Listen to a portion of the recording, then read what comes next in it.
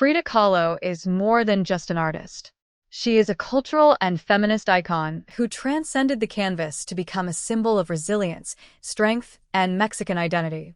Born in 1907, Kahlo's art and life were marked by the expression of personal suffering, political engagement, and a relentless pursuit of self-understanding. Today, Kahlo is celebrated not just for her unique painting style, which combines elements of surrealism, indigenous Mexican traditions, and self-portraiture, but for the ways in which she defied societal expectations and embraced her multifaceted identity. Her popularity has only grown posthumously, with her story reverberating globally among people from all walks of life. From the feminist movement to cultural movements, Kahlo's life as an unapologetic woman who faced extraordinary physical and emotional challenges has inspired generations. Her work, particularly her numerous self-portraits, encapsulates a range of human experiences, grief, hope, physical pain, and the complexity of identity, making her one of the most relatable yet enigmatic figures in art history. This documentary explores the many layers of Frida Kahlo's life, from her early childhood shaped by illness to the profound impact of her tragic accident, the enduring love and turmoil of her marriage to Diego Rivera, and the ways her art became a reflection of the political and cultural shifts of her time. Through examining her paintings, personal letters, relationships, and the political causes she championed, we will piece together the story of how Frida Kahlo's art became a window into her soul and a mirror reflecting the world around her.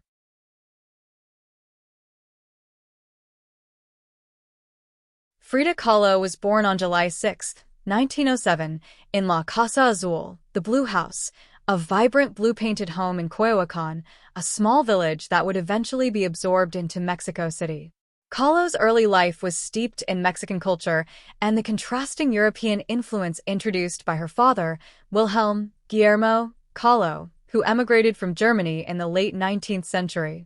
Guillermo was a photographer and painter, and through his work, Frida developed an early understanding of visual storytelling. She admired her father's discipline and artistic eye, often helping him develop photographs in his studio. Frida's mother, Matilda Calderón y González, was a devout Catholic, a woman of Spanish and indigenous ancestry who struggled with depression. Though Frida described her relationship with her mother as difficult, her mother's influence is evident in the religious iconography found in many of Frida's later works. Matilda's indigenous roots, combined with Frida's deep admiration for Mexican folk traditions, would be central to her self-portraits, where she often adorned herself in traditional Mexican clothing. Kahlo's early years were marked by illness. At the age of 6, she contracted polio, which left her bedridden for 9 months and caused permanent damage to her right leg, making it noticeably thinner than her left.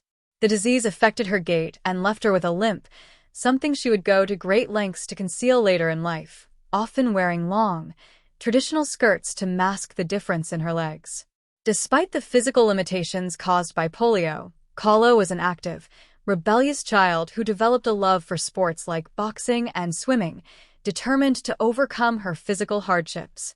Frida attended the prestigious National Preparatory School in Mexico City in 1922, where she was one of only 35 girls in a student body of 2,000. It was here that Kahlo first encountered Diego Rivera, who was painting a mural on the school's walls.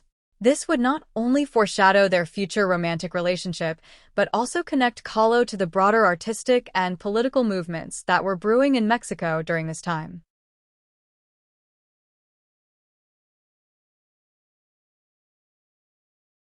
The defining moment of Frida Kahlo's life came on September 17, 1925, when she was involved in a catastrophic bus accident that would change her life and future career. Kahlo and her then-boyfriend, Alejandro Gomez Arias, were riding a bus that collided with a streetcar. The impact was devastating. Kahlo suffered multiple fractures in her spine, pelvis, ribs, and collarbone. A metal handrail penetrated her abdomen and uterus, causing severe internal injuries that would result in her inability to have children, a recurring theme in her work. This accident confined Kahlo to her bed for months. During this period, she began to paint more seriously, using art as a form of therapy to cope with her immense physical pain and emotional trauma. Her parents provided her with a specially made easel that allowed her to paint while lying down, and a mirror was affixed to the canopy of her bed, so she could see herself. This setup led to the creation of many of her early self-portraits, a motif that would dominate her career. Kahlo's physical suffering from the accident did not end with her initial recovery. Throughout her life, she would undergo more than 30 surgeries, many of which involved grueling procedures to correct her spine and pelvis. She wore various orthopedic corsets, some made of leather, others of steel, all of which she found excruciating. The constant pain led her to depict her broken body in multiple works, perhaps most famously in The Broken Column, 1944, in which she portrays herself with her spine shattered, held together by a crumbling column. The tears in her eyes, set against a barren landscape, represent her perpetual state of agony. Despite these health challenges, Kahlo remained resilient. Her art became a way for her to reclaim her body and her pain. Rather than succumb to the limitations imposed by her physical condition, she transformed her suffering into something beautiful and deeply personal.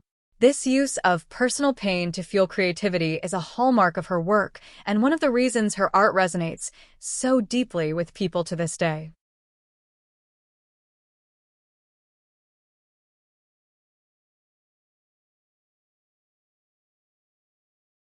Frida Kahlo's artistic career can be divided into several distinct periods, each influenced by the personal and political changes happening in her life. Although she is often associated with surrealism, Kahlo rejected the label, famously stating, "I never painted dreams. I painted my own reality." Her work draws heavily from Mexican popular culture, indigenous traditions, and folklore, creating a unique visual language that blends realism with symbolic, often surreal elements. Kahlo's early works were characterized by a focus on self-portraiture. In the absence of a formal art education, Kahlo taught herself to paint, and her earliest influences were Mexican folk art and the work of Diego Rivera, whom she greatly admired. Her 1931 painting Frida and Diego Rivera captures their relationship, with Kahlo standing smaller beside Rivera, signifying his towering presence in her life and their professional dynamic. At this point, Kahlo's style had not yet fully matured, but her focus on self-exploration and her use of bright, bold colors were already evident. Kahlo's work took a dramatic turn following her miscarriage in 1932 while she and Rivera were living in Detroit. The trauma of losing a child, compounded by her ongoing health problems, became central themes in her art.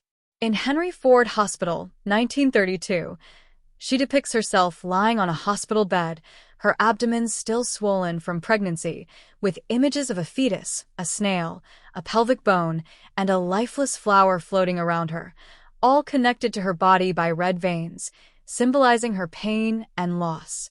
As Kahlo's style developed, her paintings became more symbolic and imbued with personal iconography. She drew from her indigenous Mexican heritage, often portraying herself in traditional Tehuana dresses and incorporating symbols from pre-Columbian mythology. Her self-portraits often include animals, monkeys, birds, and deer, symbolizing her emotions and internal conflicts. In Self-Portrait with Thorn Necklace and Hummingbird, 1940, for example, Kahlo wears a thorn necklace that digs into her neck, drawing blood, while a black monkey, a symbol of Rivera, sits on her shoulder. The hummingbird around her neck, a traditional symbol of luck in Mexican folklore, appears lifeless, adding to the sense of despair and heartache. Kahlo's use of symbolism and her focus on indigenous Mexican culture set her apart from other artists of her time. While many of her contemporaries were influenced by European modernist movements, Kahlo looked inward, creating a visual language that was deeply personal and distinctly Mexican. Her ability to combine the personal with the political, the painful with the beautiful, is what made her work so revolutionary.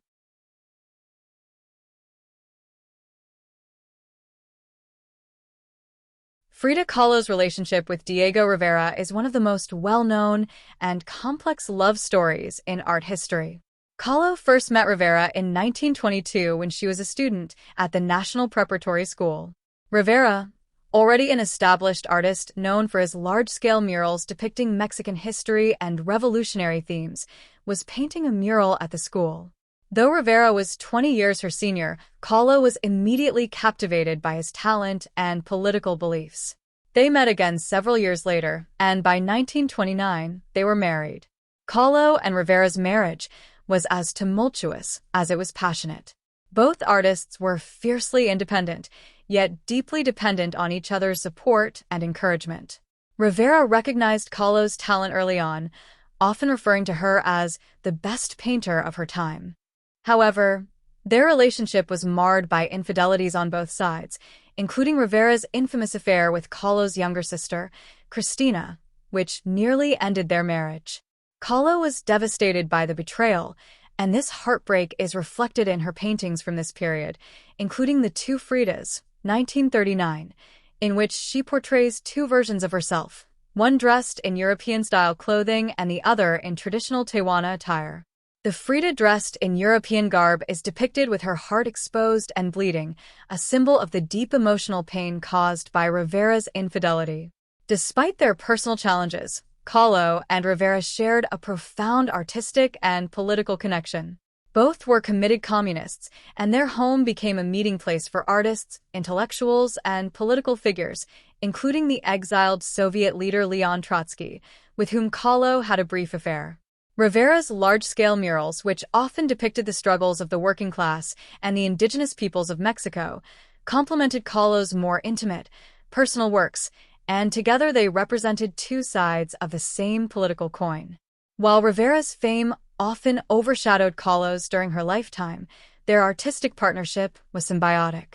Rivera encouraged Kahlo to explore her unique voice as an artist, and Kahlo's work, in turn, inspired Rivera to delve deeper into the emotional and personal aspects of his own life. Though their marriage was far from perfect, it was a relationship built on mutual admiration, artistic collaboration, and shared political ideals.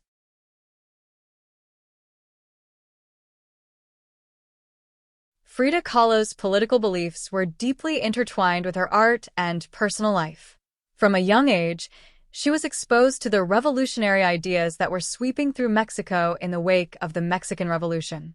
Kahlo's father was a liberal thinker, and her time at the National Preparatory School introduced her to socialist and communist ideologies. Kahlo officially joined the Mexican Communist Party in 1928, and her political beliefs were reflected in her art, which often incorporated themes of social justice, indigenous rights, and anti-imperialism. Her relationship with Diego Rivera, who was also a committed communist, further strengthened her involvement in political causes. The couple was deeply involved in leftist movements in Mexico and hosted many political figures at their home, including the Russian revolutionary Leon Trotsky, who lived with them for a time after being exiled from the Soviet Union. Kahlo's art is often seen as a reflection of her political beliefs, particularly her advocacy for indigenous Mexican culture and her rejection of Western imperialism.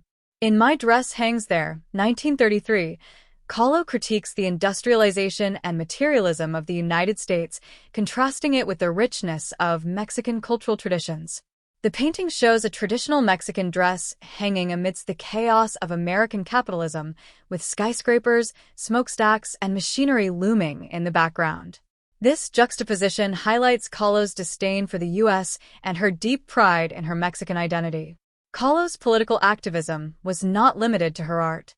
She was a vocal advocate for workers' rights, indigenous rights, and gender equality. Her commitment to communism remained steadfast throughout her life, even as she became disillusioned with the Soviet Union following the death of Trotsky. Despite the challenges she faced, both personally and politically, Kahlo remained a fierce advocate for the causes she believed in, and her political beliefs are an integral part of her legacy. Frida Kahlo's signature style is instantly recognizable: bold colors, intricate details, and a deep sense of personal symbolism. While her work has often been categorized as surrealist, Kahlo herself rejected this label, arguing that her paintings were not fantasies or dreams, but representations of her reality. This insistence on painting her own truth is what sets Kahlo apart from her contemporaries and what has made her work so enduring. Kahlo's self-portraits are perhaps the most well-known aspect of her oeuvre.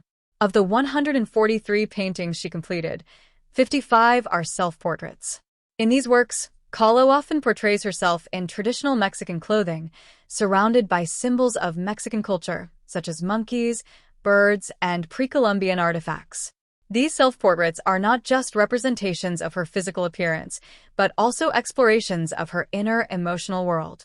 In Self-Portrait with Cropped Hair, 1940, for example, Kahlo depicts herself in a man's suit, holding a pair of scissors, having just cut off her long hair.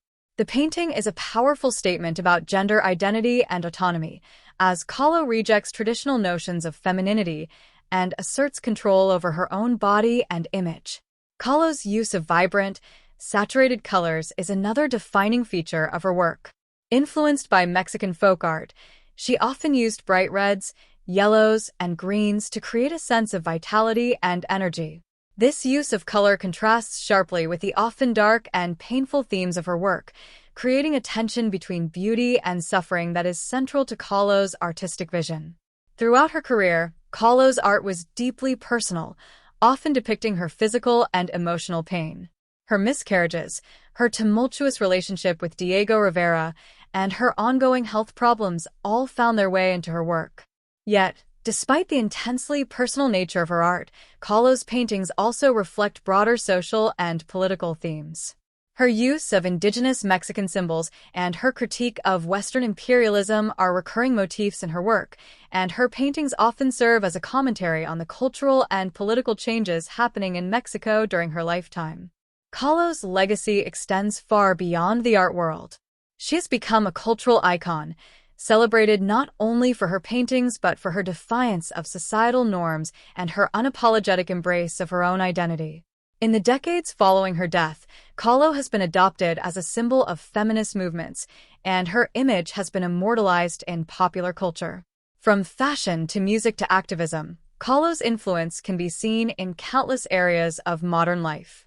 In 1983, Kahlo's art was rediscovered by feminist art historians, leading to a surge of interest in her work.